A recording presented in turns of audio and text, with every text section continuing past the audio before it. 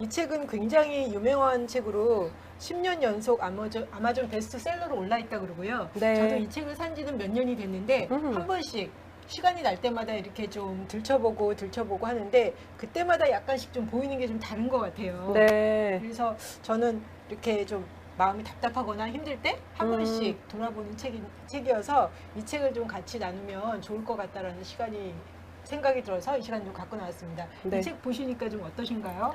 아, 이분 이야기 자체가 되게 삶의 정황 속에서 써진 책이구나라는 생각이 많이 들었고요. 네. 고민이 진짜 많았구나라는 생각도 네. 들고요. 동시에 이제 이분이 이야기하는 것 자체가 흘려버려라라는 얘기를 되게 많이 하시잖아요. 네. 그러니까 그 흘려버림에 대해서 참 고민을 해봐야 될 부분이기도 하다. 그러니까 상담학적으로도 봤을 때 그냥 조금 상황과 이제 현실 속에서 좀 떨어져서 자신을 관찰하라. 그래야지 이제 감정에서 자기가 나올 수 있다라고 이야기를 하는데 네. 그거하고 참 많이 비슷하구나라는 생각을 하고 이분은 어떻게 발견했지? 그런 생각도 하고 재밌었어요. 이분은 보면은 우울증이 굉장히 극심해서 어느 순간 그 우울증의 고통으로부터 이렇게 그 우울증 에너지가 이렇게 팽창하면서 어떻게 보면 거기로부터 탈출하는 그런 시간이 있었던 것 같아요. 네. 그러면서 이제 그 시간을 갖고 그다음에 그 이후에는 뭐 환희, 기쁨의 시간도 있지만 그러면서 이제 자기 자신을 돌아보는 시간을 오랫동안 갖고 그런 걸 통해서 이제 자기의 삶을 나누면서 다른 사람들과 이제 자기 이야기를 나누면서 다른 사람들을 돕는 그런 일들을 많이 했던 것 같아요. 예, 그래서 이 책의 그 1장에 보면 마음은 내가 아니다라는 제목을 갖고 있어요. 네. 보통 생각할 때 사람들이 내 마음은 내 것이다 라고 네. 생각을 하니까 마음이 곧 누구다? 나다. 나다라는 생각을 많이 하잖아요. 네. 그러니까 저도 마음은 내가 아니다. 그래, 마음은 내가 아니야 라고 생각을 하지만 보면은 무의식적으로 보면 이미 마음 이코르 나다. 나라는 생각을 많이 하고 있는 것 같아요. 그러니까요. 저도 네. 마찬가지인 것 같아요. 네. 네, 필요 충분 조건이죠. 마음과 나는 항상 그렇죠. 아님을 알고 있으나 예. 내 감정은 이미 예. 그러니까요. 예. 그래서 저는 이 1장의 제목 보면서 마음은 내가 아니다. 이걸 보면서 이제 다시 한번 그래. 내가 마음을 가지고 있긴 하지만 네. 마음이 나는 아니지. 아니다. 마음보다는 제가 훨씬 큰 존재이잖아요. 그쵸, 그쵸. 예.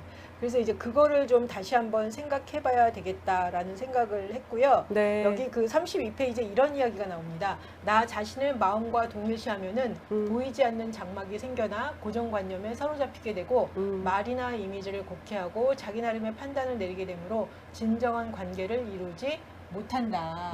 예, 그래서 마음과 자기가 착 밀착이 되어 있으니까 어떤 때 보면은 왜 그럴 때 있잖아요. 열이 받을 때 네. 그냥 그대로 튀어나가잖아요. 그렇죠, 그렇죠. 그럴 때 보면은 내가 나로서 있는 게 아니라 그냥 열받음과 그쵸. 마음이 하나 되는 거. 네. 그죠?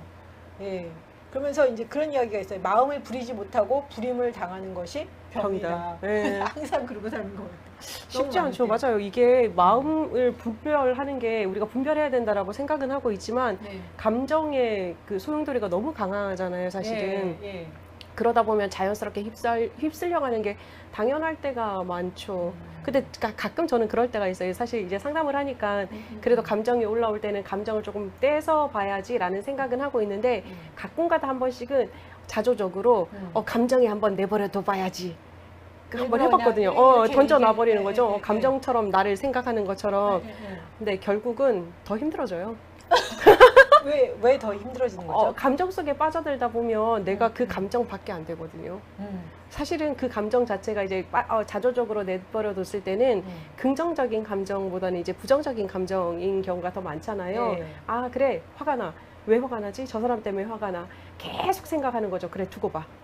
화가 나. 그러면 처음에는 네. 한 10%밖에 화가 안 났단 말이죠. 네. 그런데 계속적으로 지나다 보면 이게 네. 100%가 넘어가더라고요. 그러면 정말 주체가 안 되는 거예요. 근데 저는 이제 화내는 방법이나 그런 게 익숙하지 않은 사람이라 완전 감당이 안 되는 거죠. 막 이렇게 되는 느낌 있잖아요. 그럼 화날 때 주로 어떻게 하세요? 화날 때는 예. 우선 화나는 감정을 바라봐요. 멀리서 바라보고. 그게 돼요? 되는 편이에요. 그래도 그나마. 근데 안 되는 경우가 있어요. 근데 이게 이제 어떤 대상에 대해서 화가 나느냐에 따라서 다른데 이제 제가 좋아하는 대상에 대해서는 잘 안 돼요. 근데 좋아하지 않는 그냥 이제 일상적인 관계의 대상들에 대해서는 화가 잘 나지도 않을 뿐더러 솔직히 말하면 화나는 감정이 분리가 되기는 하거든요. 근데 좋아하는 대상인 경우는 분리가 잘 안 돼서 많이 힘들어지기는 하는데 저의 이제 주 방법 중에 하나는 글쓰기예요. 아, 그러세요? 네, 글을 써요. 글 쓰고 이제 막 이제 왜 내가 화가 났는지 그 감정의 근원이 뭔지 그리고 그 감정이 나한테 어떻게 영향을 미치는지 나는 어떻게 느껴지는지 쫙 쓰고 나서 이제 촛불을 켜요. 촛불을? 네, 촛불을 켜고 앉아서 가만히 묵상하면 많이 가라앉아요. 그래요? 그래도 안 가라앉는다? 그러면 이제 나가야 돼요. 그리고 네. 집 밖에 그냥 산책하면서 계속 이제 그 좋은 말씀을 듣는다든지 찬양을 듣는다든지 아니면 바깥 소리 아예 단절 딱 시킨 채로 그냥 가만히 생각하면서 곰곰이 생각하면서 산책해요. 그리고 나면 거의 풀리고. 가라앉아요? 네. 근데 정말 극도로 화나는 경우에는 탈출해야죠. 여행. 여행? 네, 여행. 근데 그 여행 갔다 와도 솔직히 말하면 그 감정이 가라앉진 않아요. 근데 단지 이제 순간적인 감정만 가라앉아서 내가 상황을 좀 더 볼 수 있게 만들어주는 여유가 생기는 거 차이가 있는 거죠. 화가 사라지진 않고. 그 차이가 대단히 큰 건 거죠. 큰 거죠, 사실. 네, 상황을 볼 수 있다라는 것 자체는, 또 감정이 내가 아니다라는 것을 볼 수 있는다는 것 자체는 놀라운 일이긴 하죠. 네. 그럼 이제 다룰 수가 있으니까요. 그래서 이 저자가 이런 이야기를 하더라고요. 마음의 흐름 속에서 어떤 틈새를 만들어낼 때마다 의식의 빛이 점점 더 밝아진다. 네. 네. 그러니까 이제 자기의 이제 감정을 볼 수 있다라는 거는 감정에 이렇게 쏠려 들어간 게 아니니까 그쵸. 좀 컨트롤이 되잖아요. 맞아요. 네. 또 40페이지에 깨달음에 대해서 이야기를 하는데요. 깨달음 네. 그러면 주로 무슨 생각이 드세요? 깨달음 하면, 네. 부처님. 부다의 그런 이제 깨달음 아니면 네. 통찰 네, 정도까지 네. 저는 생각을 하는 거죠. 네. 네. 이 저자가 네. 보니까 자신의 존재와 하나됨으로 느끼는 자연스러운 상태가 네네. 깨달음이다. 저는 이 표현이 되게 좋더라고요. 네네. 자신의 존재와 하나됨으로 느끼는 네. 자연스러운 상태. 네. 네. 그래서 사실은 어떻게 보면 깨달았다 그랬을 때 굉장히 이렇게 내 자신이 확장되는 느낌이 네네. 있잖아요. 네. 행복하고 네. 그리고 또 깨달음은 생각을 딛고 솟아나는 것이다라고 이야기를 하고 있어요. 생각 딛고 넘어서 볼 수 있다는 거. 볼 수 있다라는 거. 네. 그러면서 깨달음을 향한 여정에서 가장 중요한 단계는 마음을 자기 자신과 동일시하지 않는 법을 배우는 것이다. 네. 정말 마음과 나를 동일시하면 거기에 자꾸만 빨려 들어가잖아요. 네, 맞아요. 네. 근데 아까 왜 감정으로부터 이렇게 나를 네네. 분리하신다 그랬잖아요. 네네. 그 작업을 어떤 식으로 주로 하시나요? 내가 왜 화가 났는지부터 우선은 대부분 봐요, 사실은. 뭐가 나를 화나게 만들었지? 혹은 뭐가 나를 슬프게 만들었지? 뭐 그런 거를 이제 살펴보는 거죠. 그러니까 사실은 사람 때문에 화가 나는 경우는 아닌 거예요. 그 사람이 어떤 거를 던졌는데 그것이 내 속에 있는 어떤 거를 촉발시킨 거죠. 그러니까 이제 그 상태를 살펴보는 거예요. 그 사람이 어떤 말이 나한테 어떤 영향으로 다가왔고 나한테 어떻게 들렸고 그래서 그게 나의 어떤 부분을 건드렸고 살펴보면 대답이 보이죠. 근데 그거를 평온할 때 가능해요. 그러니까 좀 더 정확하게 말하면 이 책에서 톨레도 그 얘기 하더라고요. 그러니까 내 마음에 여백이 있어야, 공백이 있어야 감정이 이제 분리돼서 볼 수 있다라고 얘기를 하거든요. 정말 맞는 것 같아요. 내가 이제 마음속에 공간이 있어야 상황적으로 감정도 떨어뜨려서 볼 수 있다. 저도 동감합니다. 보면 그 당시에는 잘 안 되다가 좀 시간이 지나면 네. 내가 그때 왜 그렇게 화를 냈지? 막 이런 생각이 날 때가 있잖아요. 그쵸, 그래서 그쵸. 이렇게 좀 돌아보기는 하는데 뭐 때문에 저는 주로 그렇게 생각해요. 저 사람 때문에 화가 난다라고 생각을 했지 저 사람이 한 어떤 것 때문에 화가 났다 사실 그렇게까지는 생각을 못했는데 얘기를 들어보니까 그 사람을 봐도 맨날 화가 나는 거는 아니죠. 아니거든? 그렇죠. 그렇죠.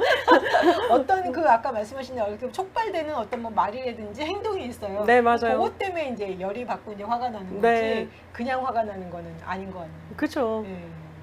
사람 때문에 화나기가 쉽지 않죠. 물론 이제 제가 상담하는 부부들을 오면 저 인간 때문에 수시로 화가 난다라고 얘기하지만 그건 오래된 캐캐묵은 이제 마음에 감정들이 쌓여 있어서 그런 거니까요. 저도 지금 뭐 말씀하시는 거 들으면서 네. 그 사람이랑 같이 있는다고 해서 항상 화가 나는 거는 사실은 아니죠. 아니었다. 근데 네. 이제 그렇게 생각해야 돼. 나는 저 사람이 싫어. 왜냐하면 저 사람이 나를 열받게 했으니까. 근데 그 사람이 생각을 해보면 항상 나를 열받게 했던 거는 아니죠. 아니다. 맞아요. 그러니까 어떤 상황에서 내가 그 사람이 어떤 부분에 이렇게 걸려드는 건지 열이 받는 건지는 한번 좀 살펴보면. 살펴보는 게 필요하겠다라는 생각이 드네요. 네네. 네. 그쵸. 또 41페이지, 2페이지에 보면은 우리는 왜 생각에 중독되는가라고 이야기를 하고 있어요. 보면은 저도 생각에 중독이 좀 많이 되는 편인 것 같은데 뭐 하나 이렇게 생각을 시작하면 계속 몰입하고 집중해서 그 생각만 해요. 네네. 근데 그러다 보면 머리만 아파. 아, 그렇죠. 끝도 없죠. 생각에 끝도 끝이 없고. 없어요. 네, 네, 끝도 맞아요. 없고 머리만 아파. 그런데도 음. 어느 때는 멈추면은 안 된다는 생각이 들어서 그러는 것 같아요. 네네, 멈추면 맞아요. 답을 못 찾을 테니까 멈추지 말고 계속 생각해야 돼. 이거 부작용이죠. 부작용인 거예요. 그렇죠. 현대인들이 불안하기 때문에 사실 계속적으로 생각을 한다라고 얘기를 하고 있잖아요. 네. 톨레도 이제 그걸 그래서 중독이라고 표현을 했는데, 네.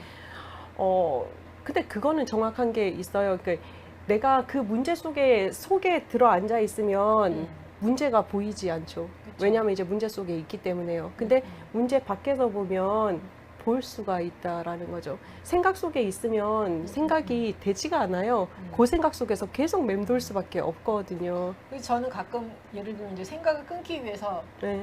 다른 생각을 해요. 아, 다른 생각으로 했다가 다른 걸로 이렇게 돌리잖아요. 생각이 전환을 그러니까 뭐 이렇게 무슨 뭘 때서 생각하다가 그래도 답이 안 나오면 네, 예를 들면 뭐 TV를 본다든지 네, 다른 책을 본다든지 전 좀 이런 식으로 좀 옮겨가는 것 같아요. 네. 도움이 되세요, 그게? 근데 어떻게 생각을 이렇게 딱 차단하는 거에 대해서 잘 모르는 거겠죠? 그렇죠. 생각, 최근은 아니지만 몇 년 전에 이제 유행했던 책이 생각이 너무 많은 사람들에게라는 제목이었나? 뭐 그런 종류의 책이 하나 있더라고요. 그러니까 그 책을 뭐 저는 읽어보지는 않았지만 많은 사람들이 이제 생각 속에서 사실 기승전결이 다 끝나버리거든요. 감정이라는 것도 사실은 마음에서 다루어줘야 되는데 우리들은 마음에서 안 다루고 머릿속에서 다루는 경우가 되게 많잖아요. 그렇죠. 그럼 이제 감정이라는 것 자체도 사실은 피상적으로 만날 수밖에 없다라는 거죠. 실체가 없는 거니까요. 근데 생각도 마찬가지인 거예요. 본능적으로 내가 살고자 하는 것 때문에 그렇게 나타나기는 하는데 흘려버림이 필요한 거죠. 그러면 생각을 하시다가 이거 내가 지금 생각이 계속 빠져있구나. 이거를 네. 멈춰야 되겠다. 그러면 주로 어떻게 하세요? 그냥 처음에는 다른 건 안 하고 호흡기도부터 시작해요. 저는 사실. 호흡에 집중을 한다. 네, 호흡에 예. 집중을 해요. 근데 생각이 계속 들잖아요. 우리가 그 관상기도 배울 때 그 얘기 듣잖아요. 흘려버리라고 계속 흘려버리는 작업을 해요. 근데 제 경험을 해보니까 너무 집중해서 생각한 경우에는 쉽지는 않긴 하더라고요. 근데 되게 오랜 시간을 투쟁해서 생각을 흘려보내려고 애는 쓰고 있어요. 그렇게 호흡하신 다음에 그 다음에 어떻게 해요? 그냥 생각 계속 흘려보내요. 생각이 계속 들면 또 흘려보내고 호흡기도 하면서 최대한 몸을 편안하게. 그래서 무상태. 그래서 그 이야기를 하잖아요. 보통 생각을 끊기 위해서 지금 현재에 하는 거에 네네. 숨 쉬는 거면 숨 쉬는 네네네. 거, 하는 거면 하는 거에 집중을 해라. 네네, 맞아요. 네. 근데 저는 얘기 들으면서 드는 생각이 이 생각을 그만해야 되겠어. 그러면은 그 생각은 그만하면서 다른 책을 본다든가 TV를 본다든가. 네. 근데 저는 약간 그러면서 이게 지금 생각을 끊는 작업이라고 생각을 하지 않았냐. 이렇게 주의를 환기시킨다. 근데 그게 생각이 안 되세요? 저는 사실 그 방법을 써보기도 했는데 뭐 이거를 집중해요? 근데 이 생각을 하다가 안 되겠어. 그럼 다른 책을 한번 읽어봐야지. 책을 읽는데 책장이 잘 안 넘어가던데요, 저는. 그 생각이 계속 틈틈이 치고 들어오는 거예요. 생각의 힘이 되게 강하던데요, 저한테는. 근데 그럴 때도 있는데 아예 이렇게 방향을 전환한다라는 차원에서 저는 좀 약간 그렇게 했던 것 같아요. 뭐 그게 이제 가능하다면 괜찮은 방법인 것 같기는 해요. 근데 저 같은 경우는 별로 안 가능해서 저는 그냥 만약에 예를 들면 편하게. 그렇게 하다가 TV를 본다. 네. TV는 좋은 방법 중에 하나라고 생각해요. 아, 그래요? 왜냐면 아무 생각 없이 볼 수 있는 거잖아요.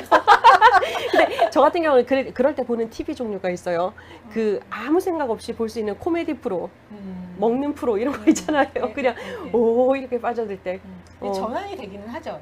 전환이 되긴 하죠. 근데 이제 어느 팀인가 또 다시 들어오긴 하더라고요. 근데 그런 걸 봐도 그냥 뭐 어차피 생각은 계속 들여오려니 하고 그냥 그러고 살아야 되지 않나라는 생각이 그렇죠. 들어왔구나. 그럼 너 나가라. 또 보내고. 음. 들어왔네. 너 나가라. 이렇게 보내고. 이런 작업이 필요한 것 그러니까 같아요. 거기에 대해서 생각이 들락날락하는 것에 대해서 너무 예민하게 생각할 필요가 없다. 없다. 네네네. 그렇죠.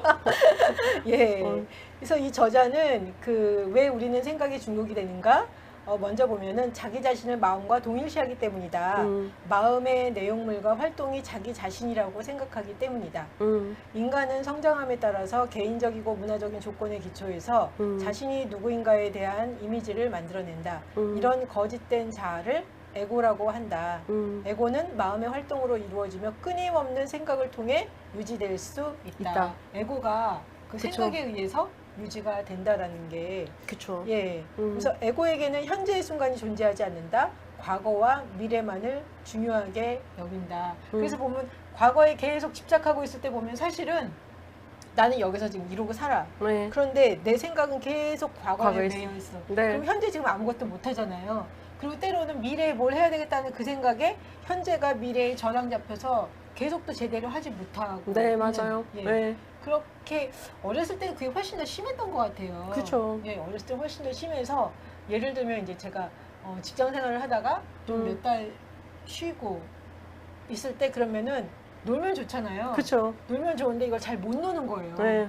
또 다시 돈도 벌어야 되고 일도 해야 되는데 막 거기에 마음이 묶여 있으니까 이렇게 꼼짝도 못 하고 있다가 근데 또 보면은 또 몇 달 지나면 일자리가 생겨. 네. 그러면 그때는 또 막 바빠서 뭐 놀러 아무것도 가고 못 하고. 그랬었는데 그게 막 나중에는 보니까 30 넘어가니까 억울하더라고요. 네. 나 이러면 안 되겠다. 놀 때는 그냥 놀고 내가 그 전에 원래 하고 싶었는데 못했던 것들을 해보는 시간으로 가져야 되겠다. 네. 그 생각이 들어서 제가 30대 이후에는 뭐 과거에 대한 집착이나 미래에 대한 불안을 완전히 떨쳐내지는 못하지만 그래도 지금 할 게 있으면 그걸 열심히 하는 거예요. 네. 학교 다녀야 되면 학교 다니고 공부할 거면은 공부하고 돈 벌 거면 돈 벌고 그럼에도 이렇게 끊임없이 이렇게 좀 뒤에 약간 배경처럼 여기 그 에카르트 톨레도 그 얘기하더라고요. 배경처럼 네. 이렇게 불안이 깔려 있다. 그렇죠. 근데 저는 그 말이 맞다라는 생각이 맞아요. 예. 없어질 수가 없지 않아요? 불안은? 왜냐면 이제 우리가 미래가 뭐 예를 들자면 뭐 너는 몇 세에 죽을 것이고 몇 세 동안 어느 정도의 돈을 가지고 살 것이고 너는 어떤 사람들을 만날 것이고 어떤 직업을 가지고 있을 것이고 이렇게 끝나고 나면 넌 어떤 삶을 살아갈 것이다라고 얘기를 해주면 안 불안하겠죠. 근데 존재가 없고 형체가 없고 어떻게 살지 모르기 때문에 불안한 거잖아요. 내가 몇 세까지 살지 모르니까. 그거 당연한 거죠, 뭐. 다른 한편으로는 저자가 그런 얘기를 했던 것 같아요. 거의 모든 사람들이 무의식 상태에 있다. 네, 맞아요. 생각을 해보니까 저는 거의 모든 사람들이 정신 차리고 산다라고 생각을 했는데. 정신 차리고. 네. 네, 그러니까 뭐 사람들 다 그렇게 생각하지 않겠어요? 나는 그렇죠, 그렇죠. 정신 바짝 차리고 살고 있다. 네, 맞아요. 생각을 하고 저도 그렇게 생각을 했는데 네. 사실 보면은 우리가 무의식 상태에 살다가 가끔마다 정신 차리고 좀 이렇게 네, 집중하고 지금. 네. 그죠? 맞아요. 그래서 내가 이것도 보면 굉장히 좀 뒤집어서 생각을 하고 있었구나. 네. 다른 한편으로는 이게 불안이 배경처럼 깔리는 거에 대해서도 네. 그냥 그러려니 하고 살아야죠. 네, 살다 보면 오히려 거기에 이렇게 집착하지 않고 살 수 있지 않을까. 그럼요. 네. 우리가 집중하면 할수록 그것은 나를 못 떠나게 되거든요. 내가 집중을 안 해주면 걔도 나한테 관심이 없네 그리고 가버린단 말이에요. 근데 집중을 하면 네. 불안해 이러기 시작하면 얘가 점점 더 아싸 붙어야지 그런다니까요. 네. 모든 감정은. 네. 그래서 우리의 마음 결국 보면 우리의 그 사회문화적인 배경에서 만들어진 우리의 마음 에고는 현재 순간이 존재하지 않는다. 과거와 미래만을 중요시 여긴다. 그래서 내가 만약에 계속 과거에 집착하거나 미래의 어떤 목표만 생각하고 산다면 그거는 내가 지금 현재를 놓치고 산다. 그렇죠. 근데 이렇게 보면 뭐 드라마나 이런 데서 보면 많은 부모들이 네. 미래를 위해서 현재를 희생하고 살았는데 나중에 보면은 아무것도 남지 않아서 허탈해하는 그런 이야기들을 많이 하잖아요. 네. 그러니까 그냥 그거를 너무 어떻게 보면 당연시하면서 살지 않았나라고 생각을 했던 것 같아요. 그렇죠. 왜냐하면 이제 옛날부터 우리나라가 먹고 살기가 힘든 세대였잖아요. 그리고 이제 먹고 잘 사는 것, 그다음에 좋은 학교 가는 것, 좋은 직장 가지는 게 당연하다라고 생각을 하고 그것을 위해서 우리는 달려야 된다고 배워왔으니까. 그게 그냥 너무 자연스러운 거죠. 그렇죠. 그러니까 그게 이제 뭐 지금 당장 내가 어떤 것을 누리고 있느냐가 중요한 것이 아니라 미래를 위해서 하는 게 더 중요하다라고 배워와서 그런 건데 이게 현재를 살아가기 위해서 순간을 살아가기 위해서 뭐 here and now를 살기 위해서는 진짜 애써야 될 부분인 거죠. 무의식 속에서 살다가 정신을 가끔 차려서 현재를 사는구나 이렇게 느끼는 거를 감당하기 위해서는 계속적으로 그 상담에서도 보면 이제 게슈탈트 이제 기법이라는 게 있어요. 상담 기법이 있는데 그것도 지금을 살라라고 얘기를 하는 거거든요. 네가 다른 것 하지 말고 미래 보지 말고 과거 보지 말고 현재에 있는 너의 몸, 현재에 있는 너의 생각, 감정을 만나자라고 얘기하는 거거든요. 효과적이죠. 선생님은 어떻게 하세요? 이제 현재 살기 위해서 본인이 이렇게 평소에 취하고 있는 방식.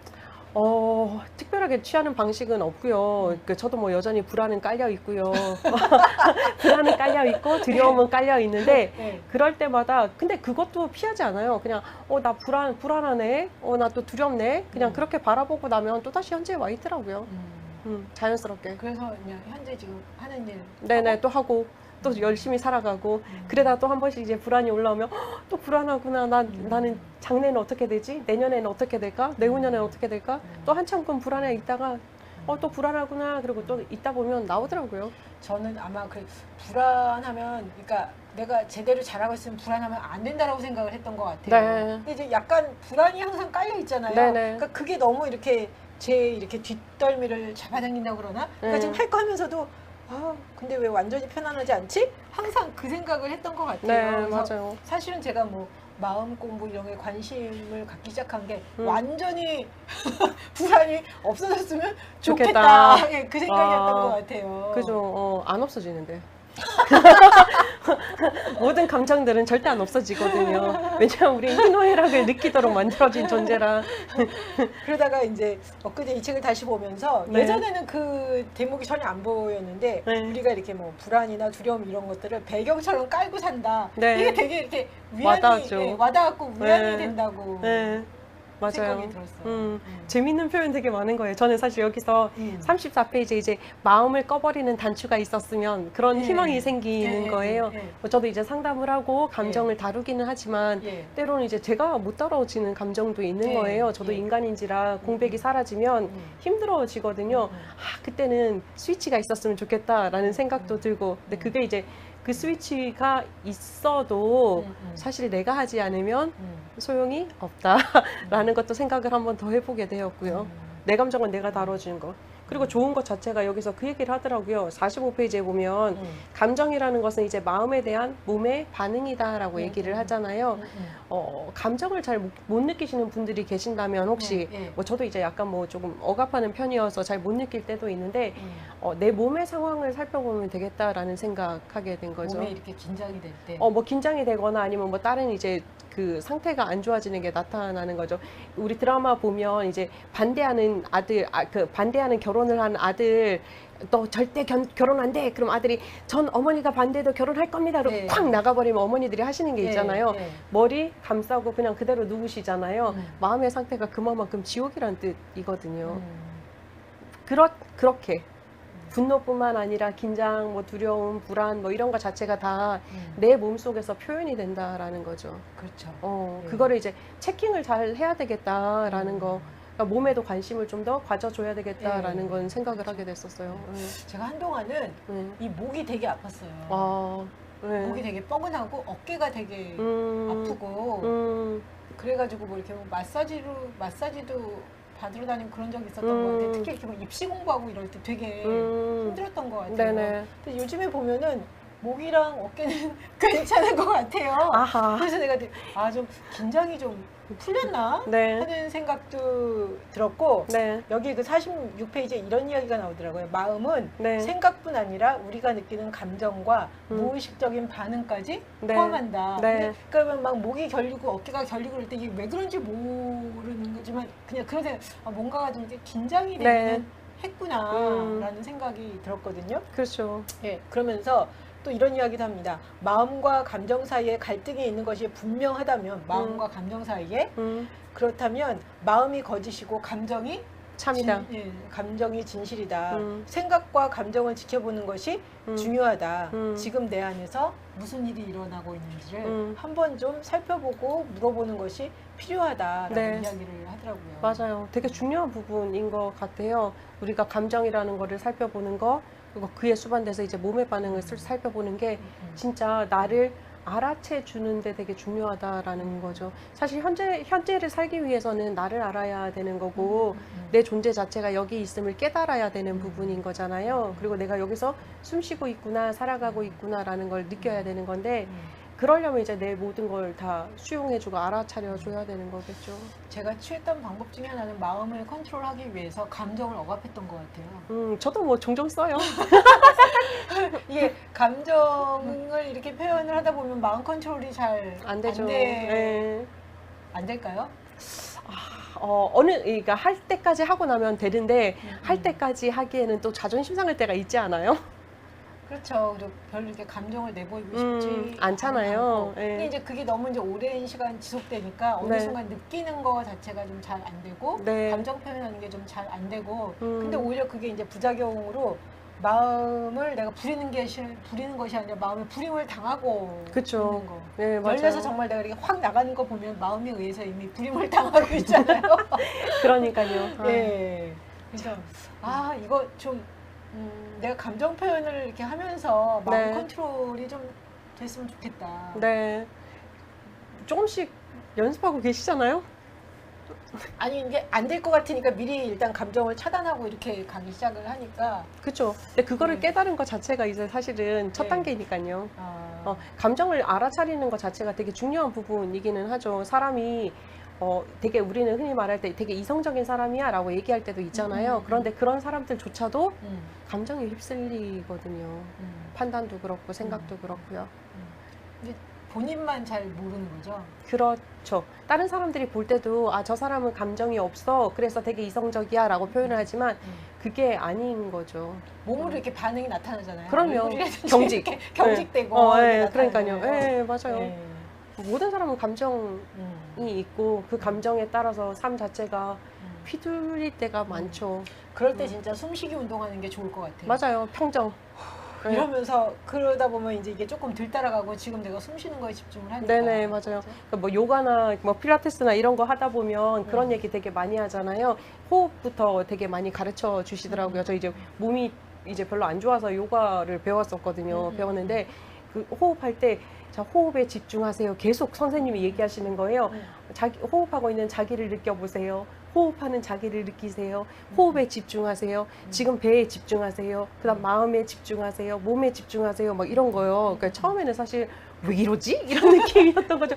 뭘 자꾸 집중하라 그래? 숨 쉬는 건데 그냥 그런 생각을 했는데 뭐 요즘엔 안 하지만 옛날에 한동안 하다 보니까 이게 나를 발견해 나가는 과정인가 보다라는 생각이 있잖아요. 평소에 보면 우리가 숨 쉬는데 거의 집중을 안 안 하죠. 하잖아요. 당연하게 쉬니까요. 네. 놓치는 부분이 되게 많아요. 사실은 보면 하나님이 사람을 만드실 때도 생기로, 생기로. 그게 호흡이잖아요. 사실 숨쉬기인데 우리들의 것을 뺏겼죠. 근데 네. 저는 가끔 그 숨쉬기에 집중을 하면 내가 할 일 할 수 있을까? 막 이런 생각 있잖아요. 할 일 할 수 있어요. 그러니까 마음이 그러니까 저는 사실 그런 생각은 하거든요. 그러니까 일을 하거나 뭐 아니면 뭐 삶을 살아갈 때 있어서 마음에 따라서 내 생각이나 내 마음이 내 그 행동이 바뀌긴 하잖아요. 그런데 평정을 찾았을 때는 효과가 되게 좋아요. 뭘 하든. 내 마음이 평온할 때의 그 스피드나 효율성은 되게 높지 않으세요? 아니 그래서 제가 들었던 생각이 숨쉬기에 집중을 하는데 내가 책을 읽을 수 있을까? 막 이런 생각이 드는 거예요. 숨쉬기에 집중하면서 책을 읽을 수 있을까? 그렇죠. 네. 숨쉬기에 집중해도 숨 쉬고 있는 내가 나구나, 책 읽고 있는 나가 나구나 라는 걸 느껴지지 않을까요? 전 둘 중에 하나만 할 수 있다. 그러니까 단편적으로. 네. 가능할 것 같은데요. 근데 좀 이렇게 뭐라 그러죠? 호흡으로 좀 네. 내가 좀 정신을 차리면 그 다음에 좀 차분해지니까 네. 책 읽는데 집중하는 게 되게 훨씬 더 할것 나을걸요. 같아요. 네. 호흡 자체가 사실은 되게 안정감을 주잖아요. 그래서 이제 많은 이제 뭐 명상학자들은 호흡을 되게 강력하게 추천을 하고 저희가 뭐 신대원 다니면서 배울 때도 이제 호흡기도 많이 배우면서 하나님하고의 만남의 경험을 하고 그랬었잖아요. 집중하는 데는 효과적인 것 같기는 해요. 평안해지고. 마음을 좀 가라앉히고. 그렇죠. 예. 54페이지에 이런 이야기가 있습니다. 욕망으로부터 벗어나려고 하지 말아라. 깨달음을 성취하려고 하지 말라. 지금 이 순간에 존재하라. 마음을 지켜보는 자로 남아 있어야 한다라고 이야기를 하고 있어요. 예. 왜요? 너무 슬펐어요. 그 얘기 읽으면서요. 집착이라는 말 자체가 되게 와닿는데 예. 이거를 벗어나기가 참 쉽지 않은 부분이잖아요. 그렇죠. 그래서 이제 좀 슬펐어요. 저는 읽으면서 사실 그 부분은. 근데 가끔 그럴 때가 있더라고요. 기도도 이렇게 하다 보면 네. 제가 같은 기도를 계속하고 있으면 안 해. 왜냐면 이거는 기도가 아니라 집착이구나. 네. 그런 생각 드셔가지고. 네. 이렇게 해서 이거는 진정한 기도가 아니다. 내가 이제 집착을 하니까 네. 그냥 내가 계속 하나님 이거 해주세요. 계속 이런 식으로 가고 있구나. 그래서 이제 그냥 내려놓고 이렇게 되더라고요. 그러시구나. 저는 그냥 집착적으로 해요. 그러니까 저는 이제 뭐 해주세요라는 기도도 하지만 네. 이제 그럴 기도 이제 계속적으로 구하는 기도 있잖아요. 뭐 네. 간혹 이제 간절히 원하는 게 있을 때는 네. 그러면 이제 계속 원하잖아요. 하나님한테 그래요. 하나님, 내가 좀 집착하는 거 알아요. 근데 나로 하여금 집착 안 하게 좀 뭔가 보여주시면 안 돼요? 저는 이렇게 기도하거든요. 그래요? 네, 뭐 어떻게 해서 집착하는 저는 원래 집착 잘 안 하는 인간인데 이토록 집착하게 만드신 분은 하나님이시잖아요. 이런 느낌이에요. 그렇구나. 너무 소 쿨한가요? 저는 어느 순간 이렇게 계속 동일한 기도를 하고 있으면 네. 집착하고 있구나. 그만해야 되겠다. 네, 저는 그냥 집착하는 저구나라고 하고 뭐 저를 이렇게 만드셨잖아요. 집착 안 하게 하시면 되지. 막 이런 느낌이에요, 저는. 약간 그 대응하는 방식 자체가 다르네요. 네, 그러니까요. 네. 옛날에는 될 때까지 한번 해보겠다고 이렇게 계속 물고 늘어났던 것 같아요. 그러니까 여기 어디서 그러니까 걔가 그 개뼈다귀 물고서 놓지 않는 것처럼 그랬는데 그렇게 해봐도 소용이 없더라. 맞아요, 그건 맞아요. 네, 맞아요. 그래서 어느 순간 내가 계속 집착하고 있네라는 생각이 들면 그냥 그때는 그거는 일단은 내려놓고 끊게 되더라고요. 좋은 방법이신 것 같아요. 그러다가 생각나면 한 번씩